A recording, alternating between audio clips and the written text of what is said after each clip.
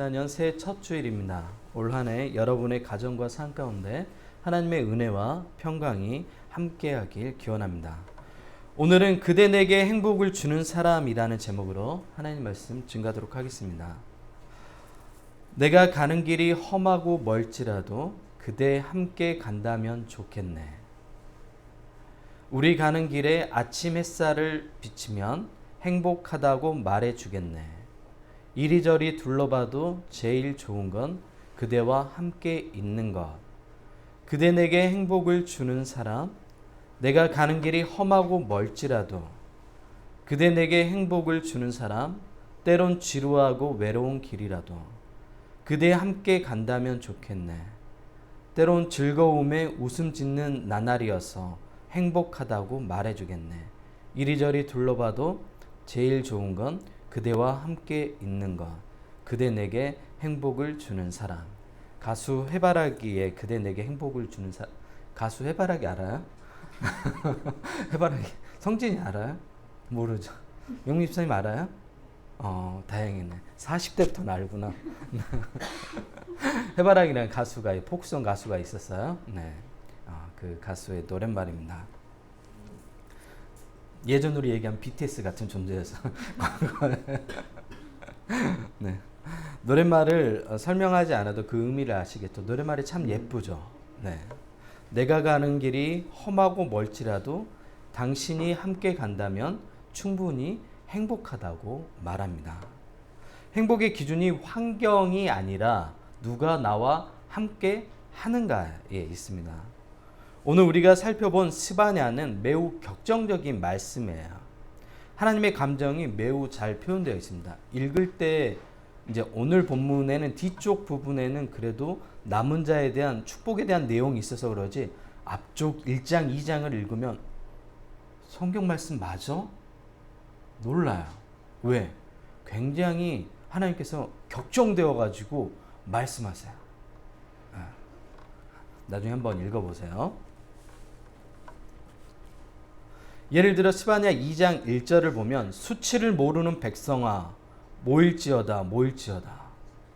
야, 누구에게 얘기하냐면 우리에게 얘기하는 거예요. 수치를 모른대요.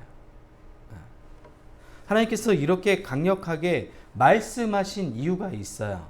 오늘 본문의 배경은 강력한 선지자 이사야 선지자가 죽고 난 이후의 시대예요.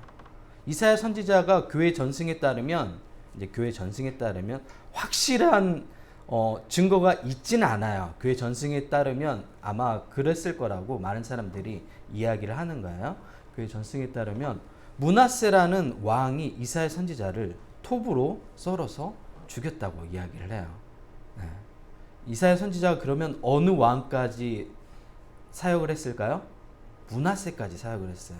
므낫세는 누구냐면 히스기야의 아들이에요. 네. 우시야 왕부터 시작해가지고 굉장히 히스기야 왕까지는 잘 섬겼어요. 근데 므낫세 왕부터는 이사야 말씀이 들려요, 안 들려요? 불편한 거야. 불편할 때는 어떻게 하죠? 제거해버리면 되는 거야. 네. 보통 지혜 있는 왕은 어떻게 하죠? 하나님 말씀이 들려오면 나를 바꾸는 건데 대부분 사람들이 하나님 말씀이 들려오면 불편하면 어떻게 해요? 나를 바꾸지 않고 주변 환경을 치워버려요. 듣지 않는 환경으로 가고. 왜? 계속 들려오면 불편하니까.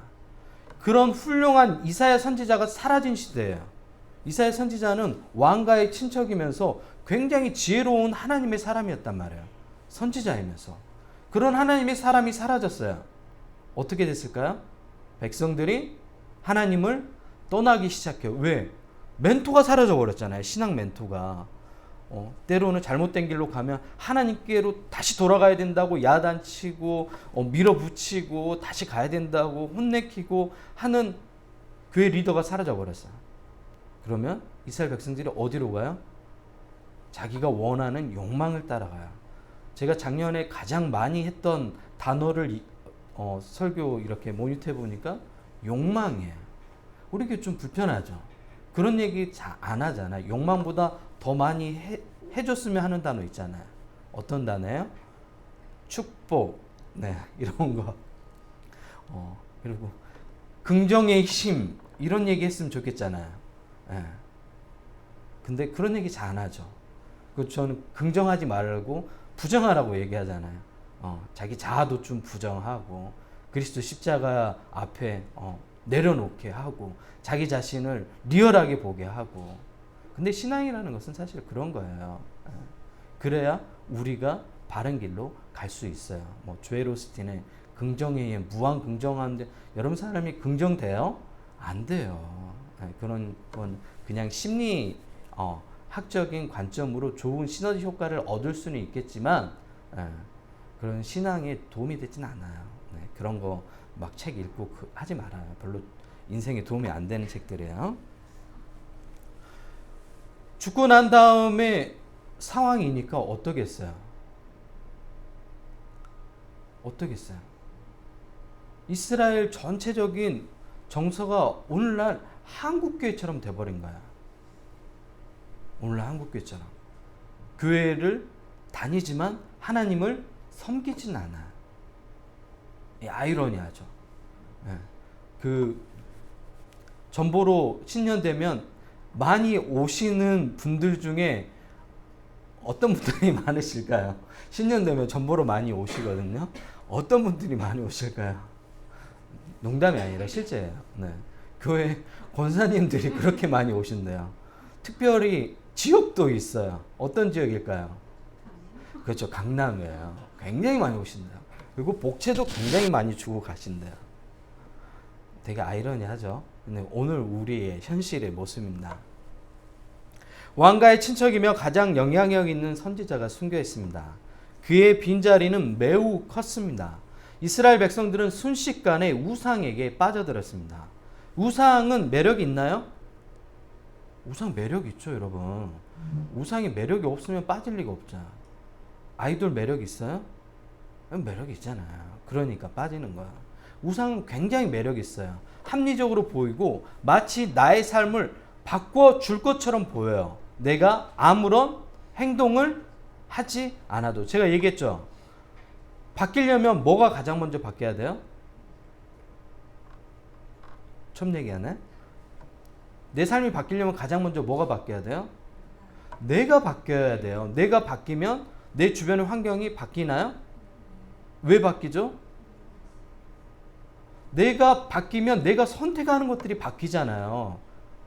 내가 안 바뀌면 여전히 욕망에 따른 배우자를 찾아요. 네.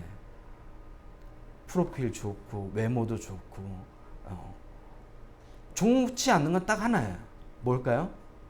그렇죠. 신앙이 안 좋아요.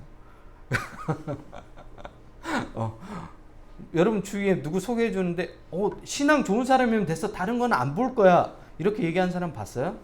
아니죠. 얼마 벌어? 가장 먼저 얼마 버냐고 안 물어봐요? 아닌가요? 저만 속물인가요? 물어보잖아요. 얼마 버냐고. 기준들이 거기에 가 있는 거예요. 기독교인들도 불구하고. 얼마나 하나님을 사랑해? 어떻게 신앙생활해? 얼마나 신앙이 좋은 사람이야? 학력 같은 거 안 물어보잖아요. 학력이 뭐가 중요해요? 중요한가요? 전 잘 모르겠어요. 제 아내도 있지만 제가 학력이 더 좋다고 해서 지혜롭나요? 아니에요. 성격이 제가 더 좋나요? 아니에요. 학력은 제가 좋지만 성격은 아내가 더 좋잖아요. 전혀 연관성이 없어요. 네. 사실을 얘기해 버렸나요? 되게 성격 좋죠. 네. 사람들 잘 품어주고 대화할 때도 진실하게 대화하고 참 좋은 사람입니다. 네. 많은 사람이 바알 사상과 가치관을 따라 삶을 살기 시작했습니다. 왜요? 이사야 선지자가 사라져 버렸잖아요. 그리고 악한 왕 누가 통치를 했어요? 므낫세라는 왕이 굉장히 오래 통치했어요. 그리고 그 다음에 아몬이라는 왕이 통치했는데 이 사람도 똑같은 행보를 걸었어요. 므낫세 왕과 암몬은 국가 정책으로 우상 숭배를 적극적으로 장려하며 지원했습니다. 국가 정책 사업으로 이 우상 숭배 알리기를 적극적으로 한 거예요. 그 다음에 왕이 된 사람이 바로 요시야라는 왕인데 어린 나이에 보위에 오릅니다.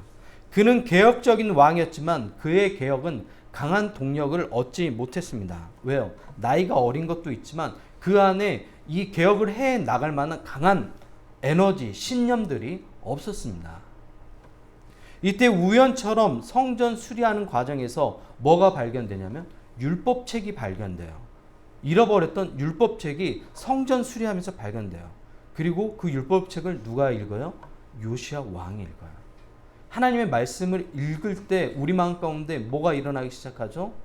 열정이 일어나기 시작해요. 왜? 하나님께서 우리 마음 가운데 거룩한 소망을 부으시기 때문에 그렇습니다. 이 요시야 왕은 강력하게 개혁 운동을 추진해 나갑니다. 이때 요시야를 도와 우상에게 물든 이스라엘 백성을 개혁했던 인물이 바로 스바냐예요. 스바냐. 오늘 본문에 나오는 스바냐. 그래서 선포한 메시지가 어떻죠? 가장 타락한 시대였잖아요. 그러면 메시지가 어떻게 가요? 강하게 갈 수밖에 없잖아요. 막 사람들이 타락해서 온통 다 우상을 숭배하고 있는데 하나님을 떠나고 있는데 하나님은 사랑입니다. 괜찮습니다. 하나님은 사랑입니다. 괜찮아요. 그래도 괜찮아요. 이렇게 이야기할 수 있을까요?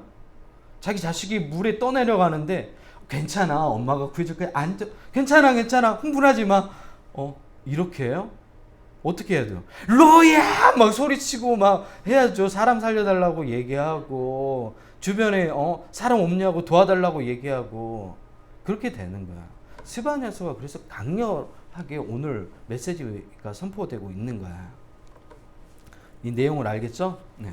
스바냐는 요시야 왕과 함께 비뚤어진 나라의 기강을 바로잡는 종교개혁을 추진했습니다. 이러한 강력한 개혁운동에도 우상으로 얼룩진 사람들의 마음과 생각을 바꾸기에는 역부족이었어요. 왜? 사람들의 이미 우상이 내면화돼 버렸어요. 뭐가 내면화돼요? 말씀이 내면화돼야 되는데 우상에 너무 오랫동안 익숙해져다 보니까 그 우상의 가르침과 생각이 내면화돼서 이제 기독교인인지 바알을 섬기는 사람인지 말곰을 섬기는 사람인지 도대체 알 수가 없는 정체성을 가져버린 괴물이 되어버린 거야. 이스라엘 민족들이 그렇게 돼버린 거야.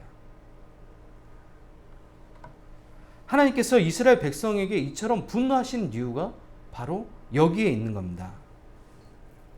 예루살렘 거민들이 바알과 하늘의 1월 성신, 이 아수르가 섬겼던 그 우상이에요. 말감 등 각종 이방 신들을 섬기며 심지어 하나님을 찾기는커녕 하나님을 배신하는 사람들이 계속해서 늘어났어요.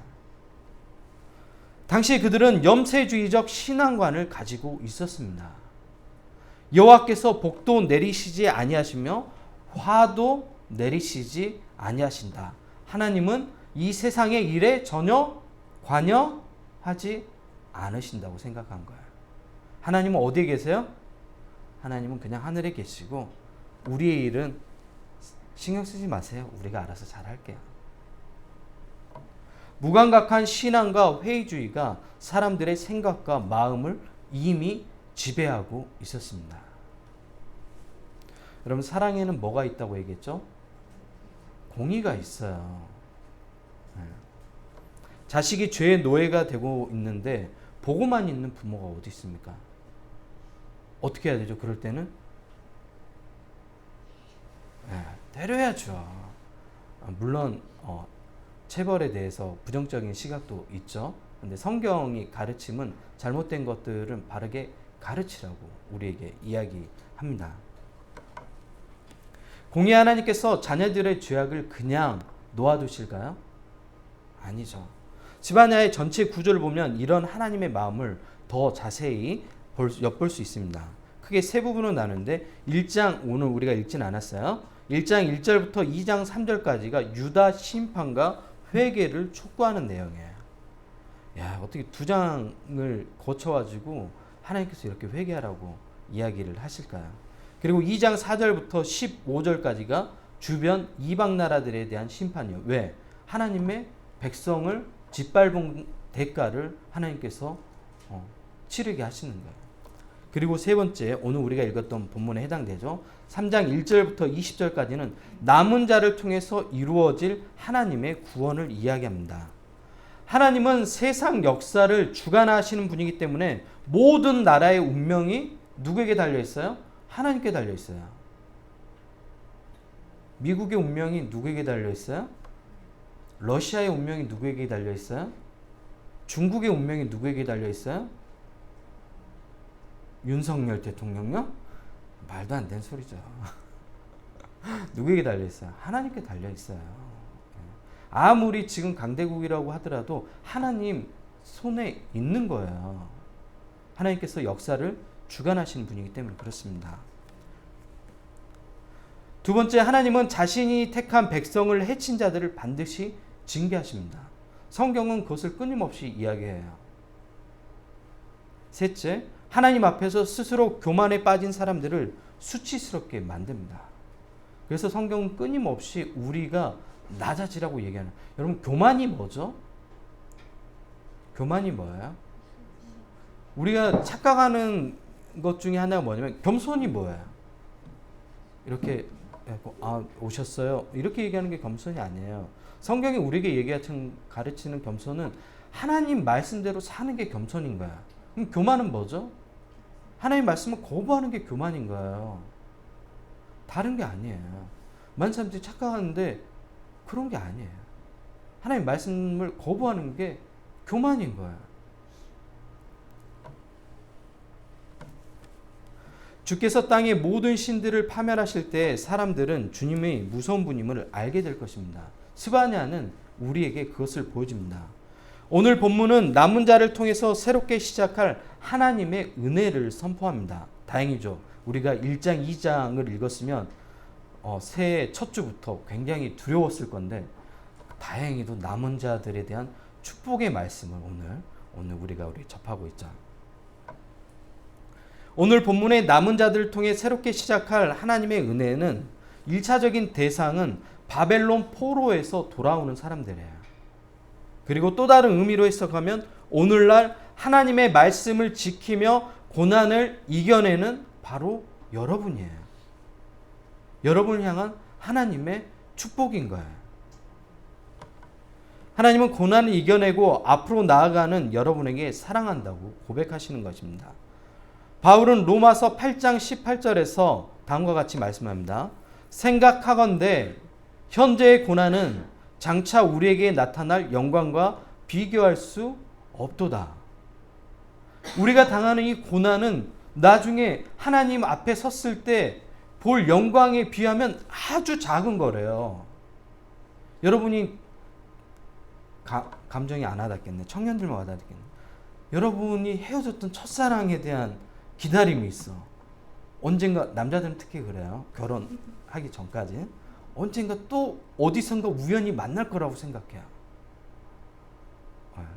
어디서 만날 거라고 생각해요. 그 오빠를 언젠가 만날 거라고 생각해요. 근데 우연히 의정부역에서 만났어. 나는 그동안 기다렸어. 솔로로. 아무도 만나지 않고. 10년 동안. 그랬을 때 그 감격이 어때요? 그리고 물어봐요. 너 아직 혼자야? 너 기다렸어. 이런 얘기하면 오글거리겠죠. 누군가 다른 사람을 못 만났다고. 너하고 헤어진 이후에 계속 혼자라고. 근데 아직도 가끔 네 생각이 난다고. 이런 얘기 했을 때 얼마나 설레겠어요. 안 설레요? 근데 오랜만에 만났어. 첫사랑이야. 근데 나는 그동안 굉장히 많은 여자들을 만났고 또 옆에 지금도 있어. 그러면 어떻게 되겠어요? 그냥 지나쳐야 되는 거죠. 기다림의 시간은 자기가 인내한 만큼 그 기쁨이 크게 오는 거예요. 우리가 고난을 이겨내고 난 다음에 하나님께로부터 받을 영광은 비교할 수 없어요. 지금의 고난과.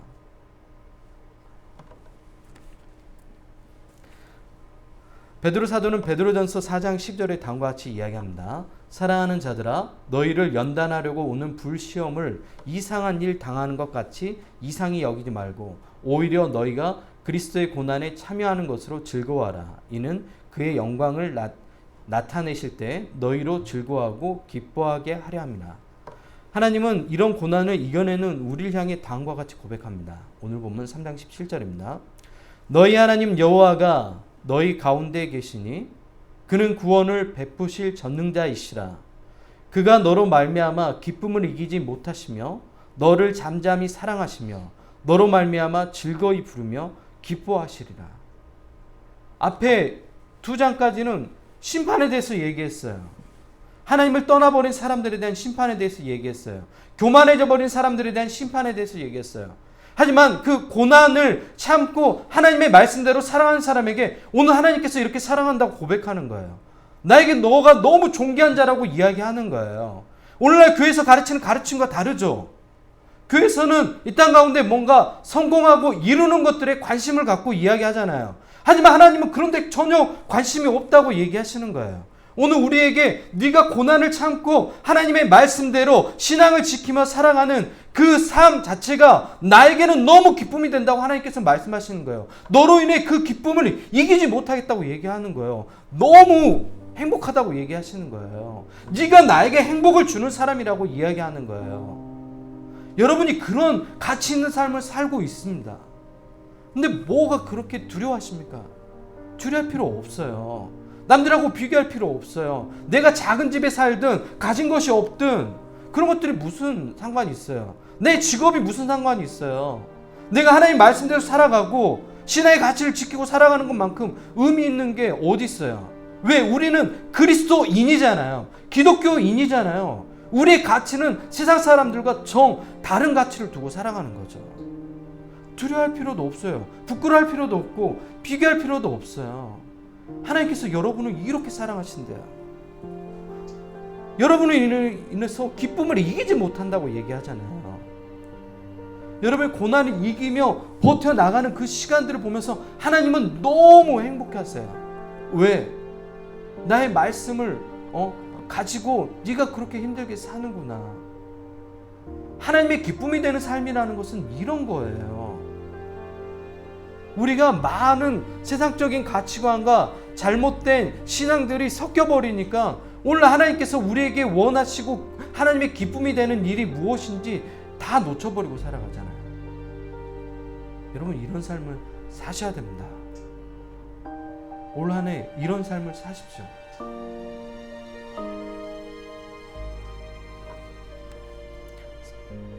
여러분이 하나님께 행복을 주는 사람들입니다. 내 삶의 환경은 고단하고 남루하지만 그 길을 걸어가는 그 모습 자체가 굉장히 가치 있고 의미 있습니다. 여러분이 걷는 그 한 걸음이 하나님께는 너무 기쁨이 돼요. 여러분이 공부해가지고 사법고시 패스하고 검사 안 돼도 돼요. 하나님 그런 거 원하시지도 않아요. 하나님은 또 검사를 싫어하세요. 검사들 나쁜 짓만 하잖아요. 하나님 싫어하세요. 여러분 뭔가 이루는 내 삶의 목적을 두고 가지 마세요. 뭔가 이루지 못해도 하나님 말씀대로 이 땅 가운데 신앙을 지키고 순결하게 사는 것이 그게 기독교인에게 가장 가치 있어요. 하나님은 우리가 순결하기를 원하시는 거예요. 여러분이 거룩해지길 원하시는 것이지 하나님께서 여러분에게 성공하기를 원하시지 않아요. 여러분 모두 하나님 앞에 기쁨이 되는 존재입니다. 우리 옆 사람이 이렇게 축복할까요? 넌 하나님께 행복을 주는 사람이야. 여러분 모두는 하나님께 행복을 주는 사람입니다. 그러면서 스스로 그 의미를 잃어버리지 말고 내 삶은 왜 이러지? 다른 사람하고 비교해서 내 차는 왜 이러지? 우리 집은 왜 이러지? 월세는 왜 이렇게 많이 돌아오지? 우리 교회는 왜 이렇게 작지? 앉을 자리도 없을 만큼 그런 시선, 생각을 가지고 바라보지 말고 하나님의 시선으로 바라보세요. 그럴 때 여러분의 삶이 너무 아름다워 보여요. 제가 어제 중랑천을 자주 걸어요. 밤마다 나가서 뛰진 않아요. 왜냐면 제게 무게가 중랑천에 무리를 줄까봐 절대 뛰진 않고 사뿐히 걸어요. 근데 매일 걷던 길이었어요. 눈이 내렸는데 그 길이 너무 아름다운 거예요. 중랑천 그 모습이. 영화의 한 장면인 거예요. 제가 그 사진을 찍었잖아요. 그 프레임으로 딱 잡아서 보는데도 눈으로 담는 것을 다 담지는 못하지만 카메라에도 그게 담기더라고요. 사진 안에. 너무 아름답더라고요. 그 길은 제가 매일 걸었던 길이에요. 근데 그런 아름다움을 간직하고 있었던 길이었던 거예요. 내가 미처 그 아름다움을 발견하지 못했던 것 뿐이에요. 여러분의 삶이 그래요. 하나님이 보시기에는 너무 아름다워요. 그러니까 세상의 가치관을 가져다가 내 삶을 낱낱이 분해하고 그러지 말아요. 바보 같은 짓이에요. 비교하고 그러지 말아요. 여러분 존재 자체로 하나님께서 너무 기뻐하세요. 내 얼굴이 여드름 나도 괜찮아. 하나님 너무 기뻐하세요. 여러분이 말씀대로 살아갈 때 이러한 은혜가 있을 겁니다. 같이 기도할까요?